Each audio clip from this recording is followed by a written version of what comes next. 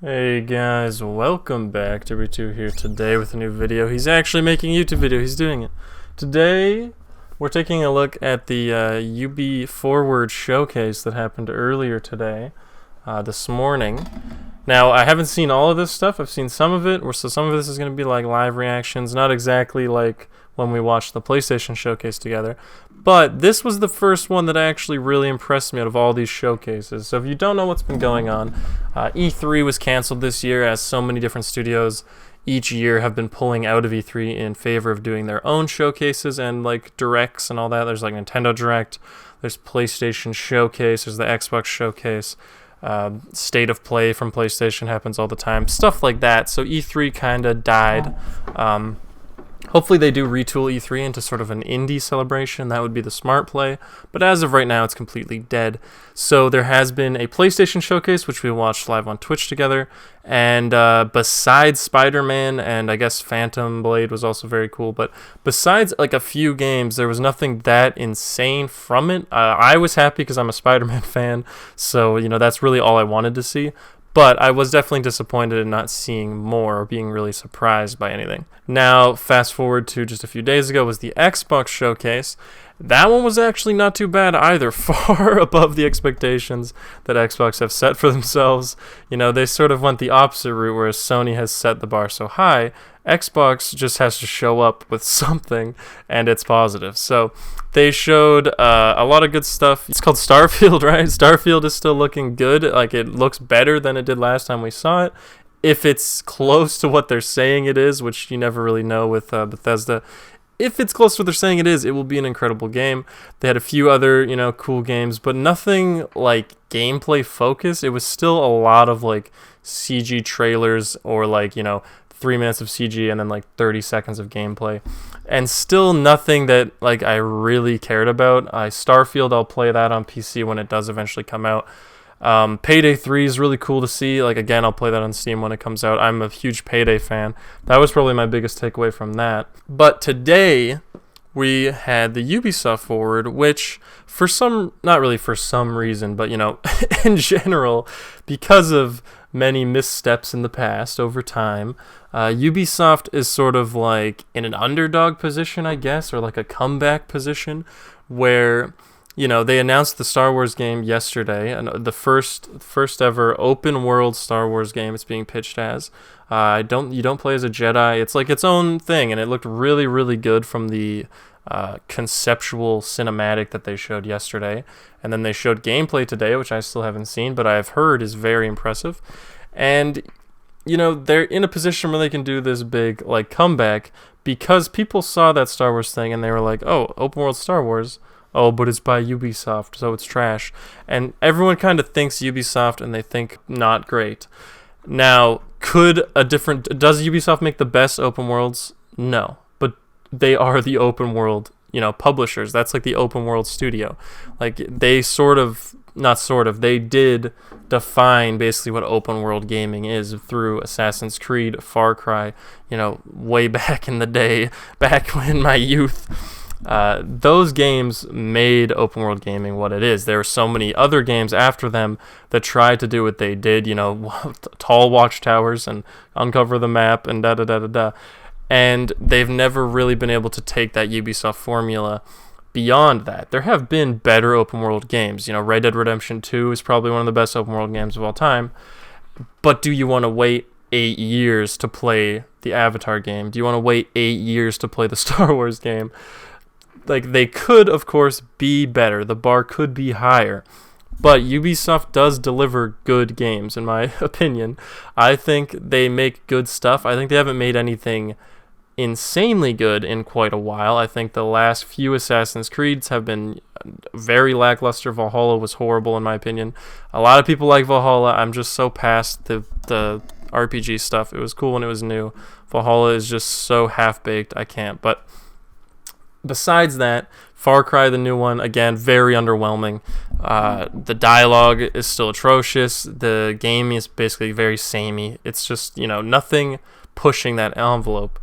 But with the showcase today, the Ubi Forward event, I honestly think that they finally have found some new stuff for people to be excited about. Like, this Avatar game is completely new. Like, of course you can say it's Far Cry, but in Avatar, you know. And I'm talking Avatar the Blue Guys, not Avatar the Waterbender, Airbender boy.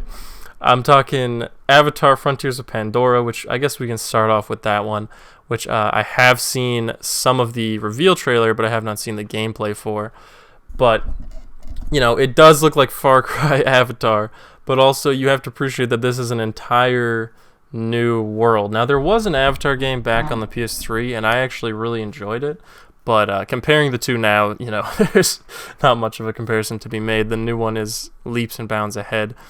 And I think it looks sick. You know, the world that they've designed, the open world itself, just being able to be in Pandora in that way. You know, I'm not even a huge Avatar fan. I don't even know anybody who is a huge Avatar fan, and yet we all went and saw it, and we're like, this movie's fantastic. You know, they're always, there's only been 2, but 2 of 10.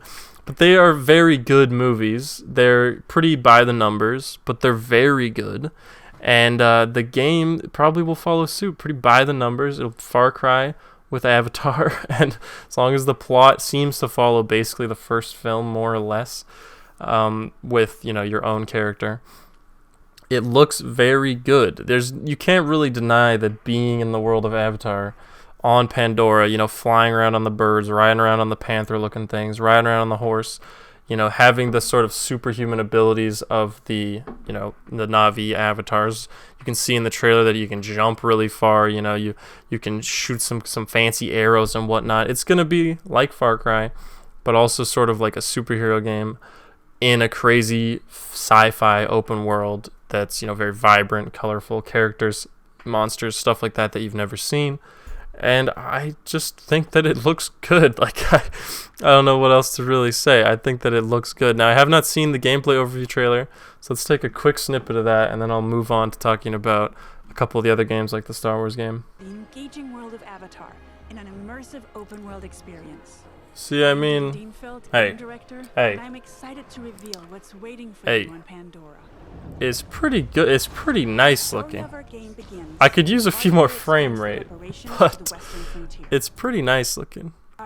The main complaint that people have, which I agree honestly, is the first person choice. So, you know, it's like Far Cry. These environments are insane though. I don't know how you can even pump out an environment like this. They did a very good job. But it's first person.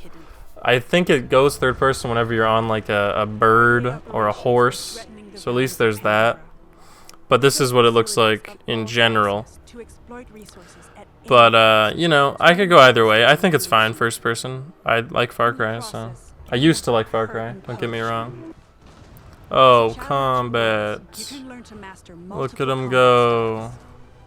You can use the guns, you can use the bows and arrows. You can do Far Cry and Assassin's Creed marking. He's arrowing? You're blasting? They're going crazy? I mean, it looks like a game to me.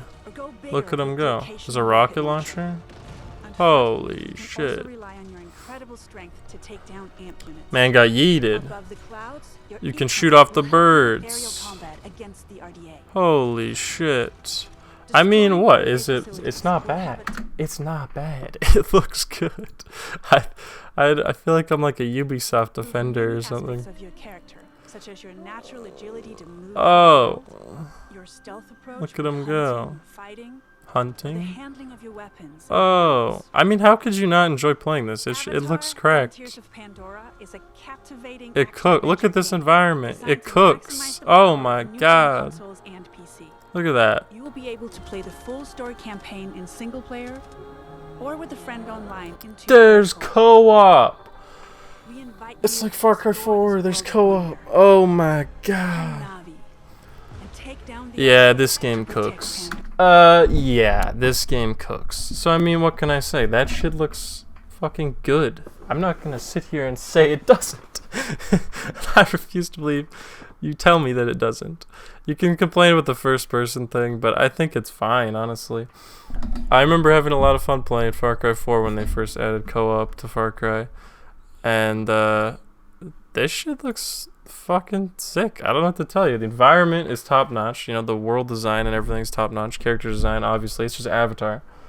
The story just has to be decent, which Ubisoft isn't the best at. If we're taking a look at like Far Cry 6 recently, but you know, that shit looks good. And on top of that, we have Star Wars as well. I watched the trailer for this bad boy, but I have not seen the gameplay. And that's the one thing I have to praise them for, is that they actually came out with gameplay. Like, I don't know how it's hard to understand that sort of thing. The Xbox One, there's like no gameplay. The PlayStation One, a lot of the time, it's like goddamn cutscene ass, which is cool to announce a game. You know, obviously to announce a game, you need like a cinematic sort of thing. You're not going to show a work in progress that's like 3 years out, but you need to, you know, mix in some gameplay. But that said, let's check out the gameplay for the new Star Wars open world game as well, coming from Ubisoft. Alright, so as I said, you do not play as a Jedi in this game, which is interesting, which immediately means it will be a fresh experience. And you do have a little axolotl looking pet. It looks like a little like whooper ass, which is pretty epic. You can get your little pet to do stuff. You can see it jump on your back there. It's like a little axolotl guy. But as I said, you're not a Jedi, so this is going to be blaster-based combat as far as I know. The environment looks gorgeous. Again, these very nice full areas and scenes. Of course, this is the demo gameplay area, so it's probably a little above. Oh! And here's where we start blasting. Visually, looks great if you ask me. I believe most of these, Avatar and I think this as well, are both next-gen PC only, not last generation, which does make sense. This doesn't come out till 2024, which is a bit of a shame, but look at them blasting. Avatar comes out in December, though. I didn't say that, but that's exciting. You can make your axolotl run and grab a gun for you. That's pretty epic. Holy smokes, look at all this blasting. I like the enemies like moving up and actually shooting at you. I like that. It's like a great aim from the demo player. They got the classic guy playing demo who can barely fucking use a controller. Holy shit. This is a classic gameplay demo. This feels like E3 2015. When they would get people who actually cannot play a game to play. That's pretty awesome. Alright, there she goes. There's a motorbike. You're like a Star Wars punk epic rebel outlaw Star Wars. I mean, again, this shit cooks, right? This shit looks good. Am I the only one who's like surprised that Ubisoft is making these fucking games? Some people would have thought they didn't have it in them anymore, but not me. I always believed in Papa Ubisoft. They just needed time. Look, you've got Deadeye, like a Red Dead Redemption. You just gotta let them cook, alright? They just needed time to cook. I don't know how long this bad boy's been in the oven, but along with this and Avatar having these insane maps that are completely new assets of like all this shit, I'm gonna imagine they were in the oven for a little while. But I mean, this looks so good. It's just like, it just looks good. And the visuals are very good, you know? This is a cutscene. There's your little axolotl guy. But the actual like world design and theme of it looks very well executed. Like, you have the sort of obviously darker tone, a little, you know, grungier, underground sort of Star Wars that you don't get to see that much of. There was a canceled Star Wars game way back. I can't remember what it was called, but it was supposed to be like graphic and da-da-da-da-da, and it got canceled. And this looks like it could almost fill the void of that, where you have something, you know, gritty, immersive, interesting. It's not just Jedi as well. There's a whole new sort of plot side as well as gameplay side. Looks like there's ship action as well. Look at that. There's ship combat. They kind of cooked with this game. I don't know where they get it from. Like, is it just me? I didn't think Ubisoft had this shit in them, but apparently they do. Oh, it's a big boy. And it's being pitched as the first open world Star Wars game. Clearly you can go to different planets as well. And what can I say? It looks fucking good. I don't know what else to say. Star Wars Outlaws 2024. It looks good. What do you want from me? I don't know. It just looks good. That's the whole theme of today, is like Ubisoft did something good. Let's all be surprised together. I'm probably going to close things out with Mirage, my most anticipated game from all of this stuff. Those games all look very good. Avatar is like completely new sort of, of course it's a little like Far Cry, but everything within the world and within the Star Wars one is like a new experience. That's shit that I haven't really played before, and so I'm excited for that. Worlds that I haven't been in before, that sort of a thing. Whereas with Assassin's Creed Mirage, we're basically taking a step back to when games were actually good and brought me joy and I didn't want to hang myself. And that doesn't just apply to like a nostalgia filter of like, oh, I only like those games because I liked life at that point in time, which is the case for some games some of the times. I'm sure we all know that. You can look back on a game and be like, oh, it's way better than the ones they make now. But if you pick it out of the closet and play it, you're like, okay, maybe not. But recently, I don't know if any of you guys remember, it was about a year ago, I did a 24-hour birthday stream, which we're going to be doing again in September coming up, 25-hour birthday stream for when I turn 25.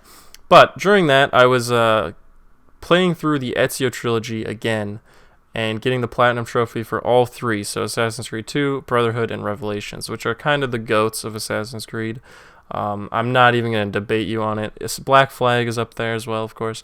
But besides that, they've never really matched those games, and that was a long time ago. So with the Ezio trilogy, playing them again, playing these games are like a decade old, you would think, oh, these are probably going to stink, and it's just nostalgia. But I mean, I've played the new ones. I played Valhalla fucking as much as I could. Oh my lord, it is so unbearable.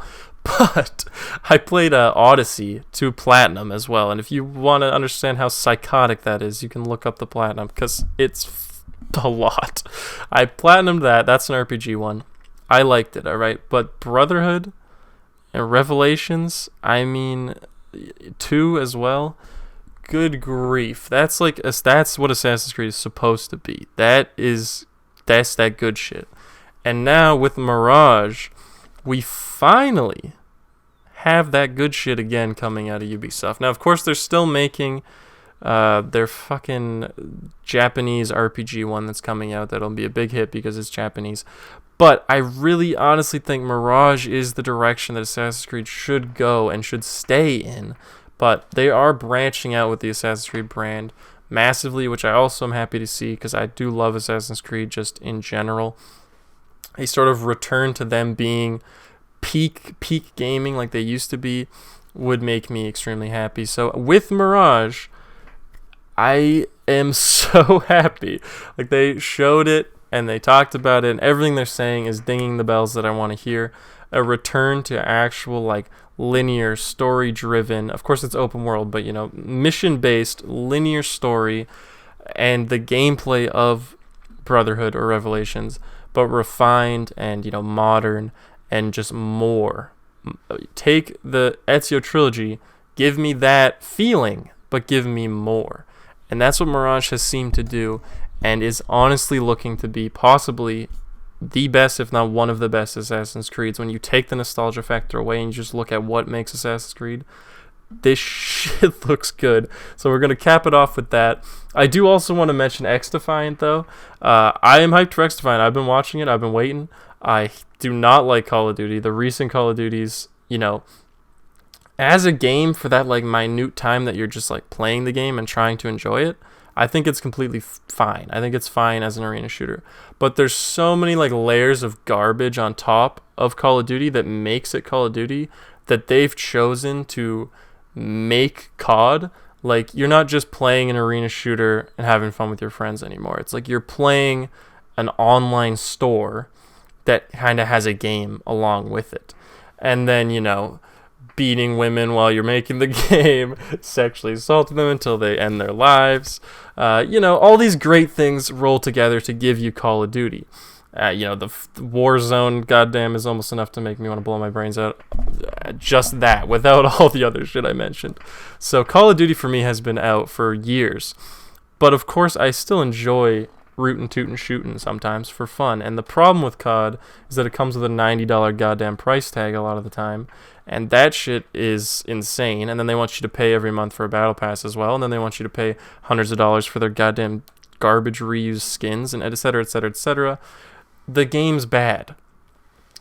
Now take that and make it free to play, remove skill-based matchmaking from casual, and give a good FPS game that is reminiscent of the older days of Call of Duty when the goddamn shit was actually fun, and you have yourself xDefiant, which I am also very excited for. Like I said, it's free to play, so what can you complain about? It's like, it looks very good, it looks smooth, it looks fun, it looks like Call of Duty, and the good thing about it is that it's free to play, so if I want to get on it for a few hours, you know, or an hour every now and then for a few months, I don't have to, like, feel bad when I just drop it out of nowhere because I got, you know, I'm like, alright, I've had enough shooting, I've had enough arena shooting, I'm gonna play something else.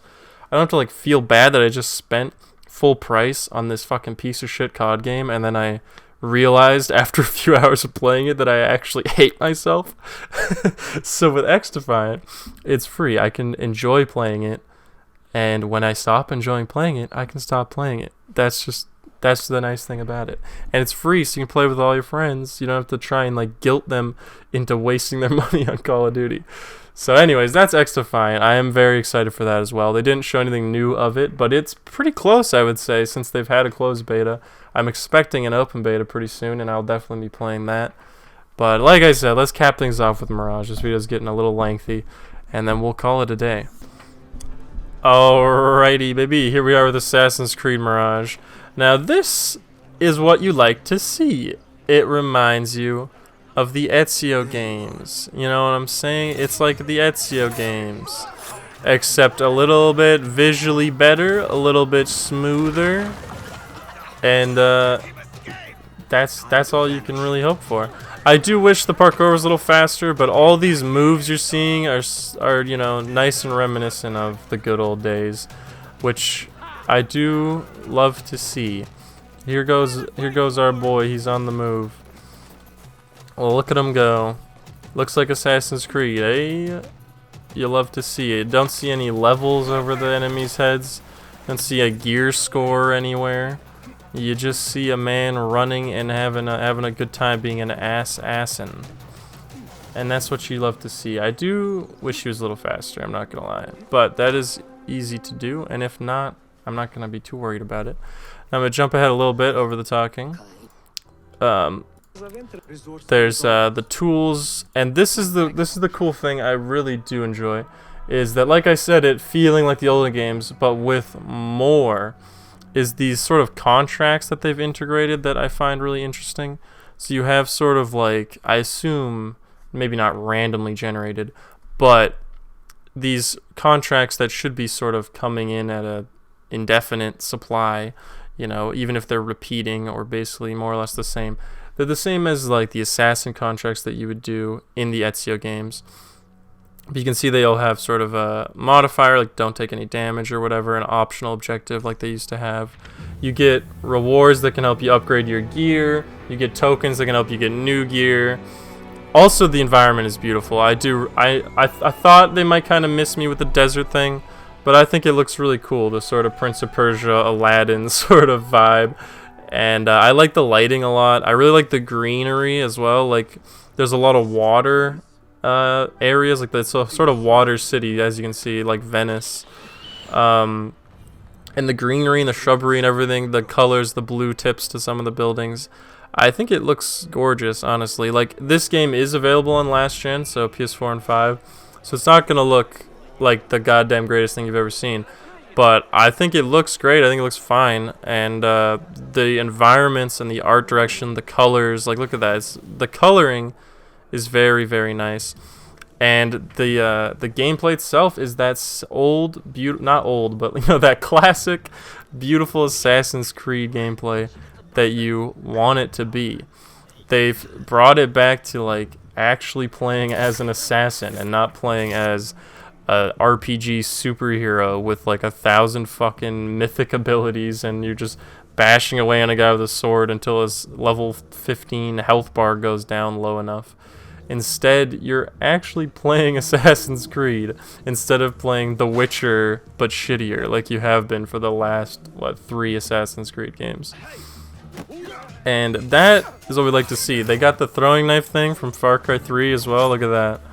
The game looks good. It looks really good. Like, if you're an Assassin's Creed fan of the actual, like, whole series, and you're not just like, oh, I liked Valhalla, but you actually like Assassin's Creed, this shit should be speaking to you, because I think it looks great. And they have the eagle mechanic from the newer games to help you find your target and stuff, which I actually don't mind, because it seems like they've completely taken away the mini-map. You can't see because my face is there, but there's nothing in the bottom left corner.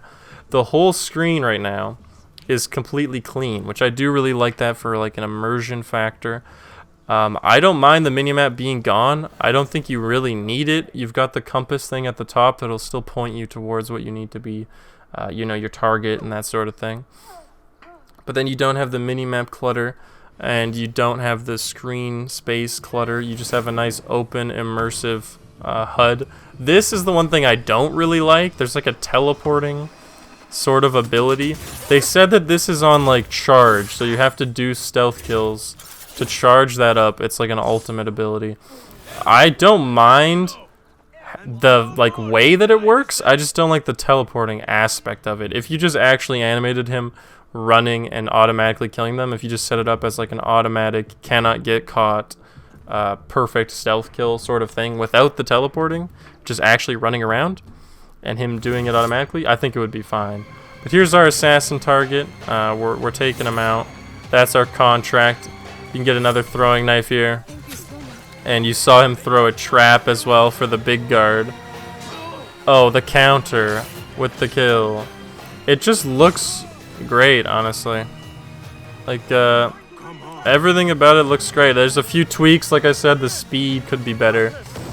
I love the red smoke bomb as well. I like the aesthetic they went with the whole vibe and the whole like city and everything. It looks great. I like the sort of Eastern Middle East vibe they pulled off with this one.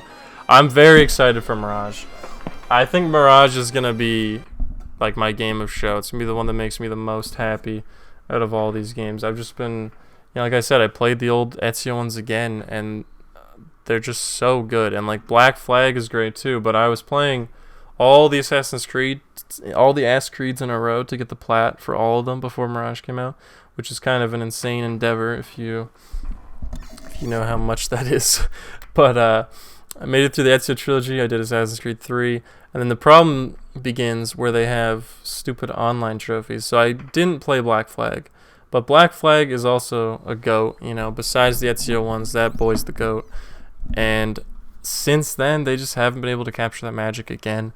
And I really think Mirage has done that. Like, I really hope people support the direction they went with Mirage and the sort of goal to say, we're not going to make the RPG one again. If you like the RPG one, we still have one of those coming.